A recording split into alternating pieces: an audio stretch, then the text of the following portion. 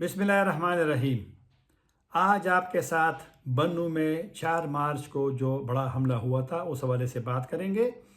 और मेरा ख़्याल है कि बन्नू में जो हमला है वो पाकिस्तान के लिए, सिक्योरिटी फोर्सेस के लिए, पुलिस के लिए, दीगर इदारों के लिए ये बड़ा चैलेंज इसलिए है कि माजी में बन्नू में या दीगर जो जनूबी अज़ला है उनमें हमलों की ज़िम्मेदारी अक्सर कलदम तहरीक तालिबान पाकिस्तान या टीटीपी लेती रही। लेकिन बन्नू का जो हमला हुआ है जिसमें सिविलियंस की कैजुअल्टीज़ भी ज़्यादा है, तो तकरीबन 13 तक उसमें आम लोग वो जाँ बहक हुए हैं। तो हाफिज़ गुल बहादुर ग्रुप ने इसकी ज़िम्मेदारी कबूल की है। और हाफिज़ गुल बहादुर ग्रुप, आपको ज़्यादा लोगों को मालूम होगा कि वो माजी में शुमाली वज़ीरिस्तान तक वो महदूद रहा, उनकी कार्रवाइयाँ वहाँ होती थी। लेकिन बन्नू में, जो कि शुमाली वज़ीरिस्तान के करीब भी है, लेकिन शुमाली वज़ीरिस्तान से आगे जाकर के उन्होंने वहाँ हमला किया है। और इससे मेरी नज़र में ये ग्रुप भी अब चाहता है कि दीगर इलाकों में भी अपना इसी तरह हमलों का मतलब है कि हमले करें।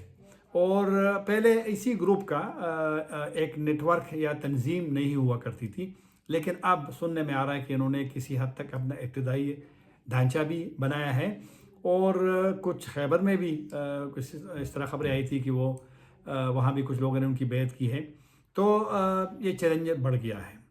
और ये चैलेंज, और आप दूसरी देखें इसमें 16 लोगों ने, जिस तरह के फ़ौज के बयान में भी है कि 16 हमलावर इस ग्रुप में थे, इसी जो हमला हुआ था उसमें थे। पहले उन्होंने ख़ुदकुश हमले किए हैं जो अपने लिए अक्सर रास्ता खोलते हैं। गो कि फ़ौज का बयान है कि वो कैंटोनमेंट में दाखिल नहीं हो सके, लेकिन शिद्दत इतनी ज़्यादा थी। एक तो मैं देखता हूँ माजी में अफ़गानिस्तान में जो हमले हुआ करते थे, मुझे याद है 2017 में ट्रक एक बड़ा हमला हुआ था, उसमें भी काफ़ी सारा नुकसान इमारतों का हुआ था, जिस तरह इसमें हुआ है।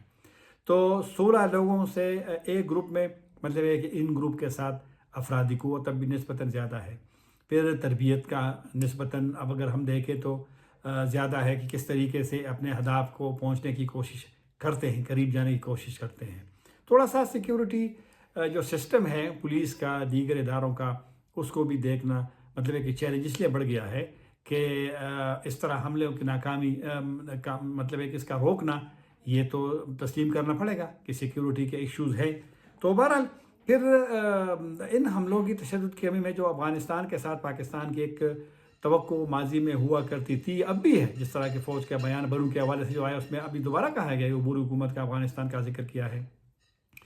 इस वक्त बदकिस्मती से पाकिस्तान और अफ़गानिस्तान में तालिबान हुकूमत या अफ़गान अबूरी हुकूमत या इस्लामी इमारत के साथ ताल्लुकात पाकिस्तान के अच्छे नहीं हैं, ख़राब हैं।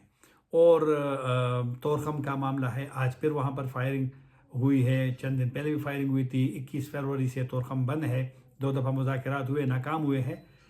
अफ़गानिस्तान और पाकिस्तान के साथ जो बदएतमादी है, ये भी पाकिस्तान के सिक्योरिटी मामलात पर मेरी नज़र में मनफी के असरात होते हैं। क्योंकि अगर तशद्दुद पाकिस्तान में कमी का एक, अगर यहाँ पर एक ख्वाहिश है, अफ़गानिस्तान से मुतालबा है, तो जब एतमाद ना हो, जब एक दूसरे पे पब्लिकली इल्ज़ामात हों, जिस तरह के आज डोनाल्ड ट्रंप ने कहा, सदर अमेरिका ने, कि उन्होंने दाइश का एक बंदा पाकिस्तान ने उनके हवाले किया है, पकड़ा है।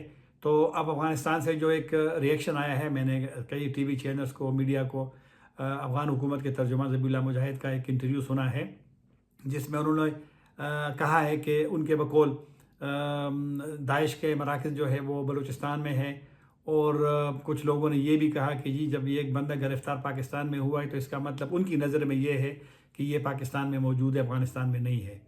तो ये वाला अगर माहौल हो, तो एक तो अपने लिए चैलेंजेस के एक ग्रुप जो पहले महदूद था, वो कोशिश कर रहे हैं कि अपने नेटवर्क को बढ़ाएं और पाकिस्तानी रियासत पे, पाकिस्तानी हुकूमत पे, पाकिस्तानी इदारों पे उनका दबाव रहे।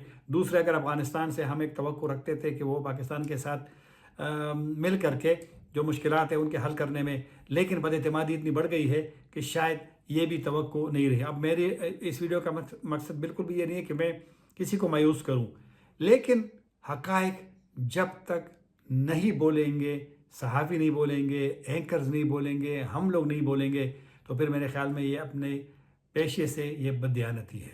तो लिहाजा पाकिस्तान को एक सीरियस चैलेंजेस का सामना है, और ये चैलेंजेस یہ چیلنج جو ہے یا چیلنجز جو ہے ان کو اب امتحان ہے کہ پاکستان اس کو کیسے کاؤنٹر کرتا ہے، کیونکہ پاکستان کی یہ پالیسی ہے کہ انہوں نے مسلح گروپس کے ساتھ مذاکرات نہیں کرنے۔ تو جب مذاکرات نہیں کرنے تو جنگ جاری رہے گی۔ تو اب اس جنگ میں ان کو کیا پاکستانی ادارے کس طرف ہے، مسلح گروپ کس طرح ہے، بہرحال ایک چیلنج ہے اور ایک چیلنج رہے گا۔